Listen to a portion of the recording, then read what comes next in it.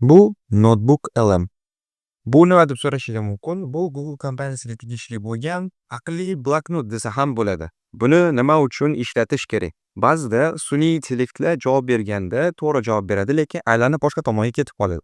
Xuddi shunaqa paytlarda Notebook LMni ishlatishni tavsiya qilaman. O'zimizni manbalarimizni joylaymiz, ya'ni источникlarimizni PDF fayl bo'ladi, izobrazение YouTube'ni joylaymiz.